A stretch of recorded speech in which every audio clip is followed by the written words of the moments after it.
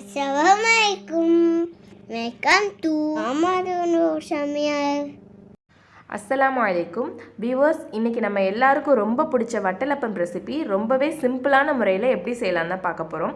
Beginners கூட ஈஸியாக செய்யலாம். நம்ம சேனலில் ட்ரெடிஷ்னல் மெத்தடில் வட்டலப்பம் ரெசிபி ஏற்கனவே அப்லோட் பண்ணியிருக்கேன். டிஸ்கிரிப்ஷனில் லிங்க் இருக்குது, தேவைப்படுறவங்க பாருங்கள். வீடியோக்குள்ளே போக முன்னாடி நம்ம சேனலை ஃபஸ்ட் டைம் பார்க்குறீங்கன்னா நம்ம ராமநாதபுரம் சமையல் சேனலை சப்ஸ்கிரைப் பண்ணி கூடவே பெல் ஐக்கானே கிளிக் பண்ணிக்கோங்க. அப்போ தான் நாங்கள் போடக்கூடிய புது புது வீடியோஸ் உங்களுக்கு நோட்டிஃபிகேஷனில் வரும். வாங்க எப்படி செய்யலாம்னு பார்க்கலாம். ஃபஸ்ட்டு மிக்ஸி ஜாரில் முட்டையை சேர்த்துக்கிறேன். இன்றைக்கி நான் 5 முட்டை சேர்க்குறேன். மிக்சியில் தான் பீட் பண்ணணும்னு இல்லை, ஸ்பூன் இல்லை விஸ்கு வச்சு கூட பண்ணிக்கிறலாம். இன்றைக்கி என்கிட்ட ஏலக்காய் பவுடர் இல்லைங்கிறனால முழு ஏலக்காயை சேர்க்க போகிறேன். அதை மிக்சியில் பீட் பண்ணால் தான் கரெக்டாக இருக்கும்னு இன்றைக்கி நான் மொத்தமாகவே மிக்சியிலேயே சேர்த்து பீட் பண்ணிக்கிறேன். ஏலக்காய் பவுடர் இருக்குது அப்படின்னா நீங்கள் ஸ்பூனில் கூட பீட் பண்ணிக்கலாம். இப்போ அடுத்ததாக சுகர் சேர்த்துக்க போகிறேன். இது போல் பெரிய ஸ்பூனில் ஒரு முட்டைக்கு 2 ஸ்பூன் கணக்கில் 5 முட்டை சேர்த்துருக்கனால மொத்தம் 10 ஸ்பூன் சுகர் சேர்த்துக்கிறேன். அடுத்ததாக இதில் 5 ஏலக்காய் சேர்க்குறேன். இப்போ இந்த சுகர் நல்லா கரையிற அளவுக்கு பீட் பண்ணி எடுத்துகிட்டு வந்துடலாம். இப்போ முட்டை சுகர் எல்லாமே நல்லா பீட் ஆயிடுச்சு.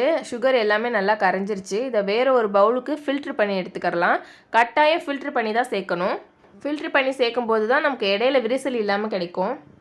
அடுத்ததாக இதில் 200 ml பசும்பால் சேர்க்குறேன். நீங்கள் பேக்கெட் பால் கூட சேர்க்கலாம். தண்ணி ஊற்றாமல் திக்கான பாலாக சேர்த்துக்கோங்க. காய்ச்சியும் சேர்க்கலாம், காய்ச்சாமலும் சேர்க்கலாம். இன்றைக்கி நான் காய்ச்சி தான் சேர்க்குறேன். காய்ச்சி சேர்க்கும் போது சூடு ஆறின பிறகு சேர்த்துக்கோங்க.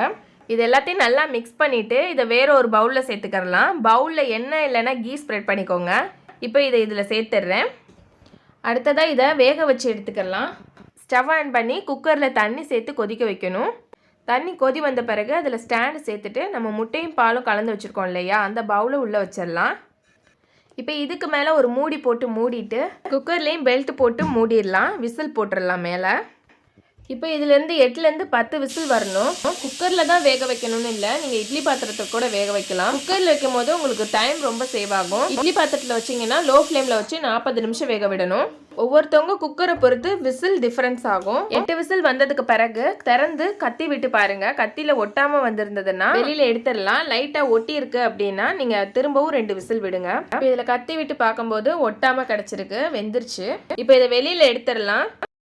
இதை நீங்கள் இப்படியே கட் பண்ணியும் சாப்பிட்லாம். சூடு ஆறின பிறகு ஃப்ரிட்ஜில் வச்சு கட் பண்ணி சாப்பிட்டோம்னா இன்னுமே ரொம்ப டேஸ்ட்டாக இருக்கும். இப்போ இது ஒரு பிளேட் போட்டு கவுத்தி எடுத்துடலாம். ரொம்பவே டேஸ்டியான வட்டலப்பம் ரெடி ஆயிடுச்சு.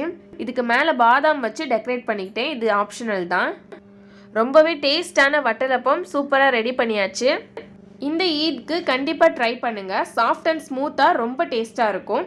இந்த ரெசிபி உங்களுக்கு பிடிச்சிருந்ததுன்னா மறக்காமல் லைக் பண்ணி ஷேர் பண்ணிடுங்க. ட்ரை பண்ணிவிட்டு எப்படி இருந்ததுன்னு கமெண்டில் சொல்லுங்கள்.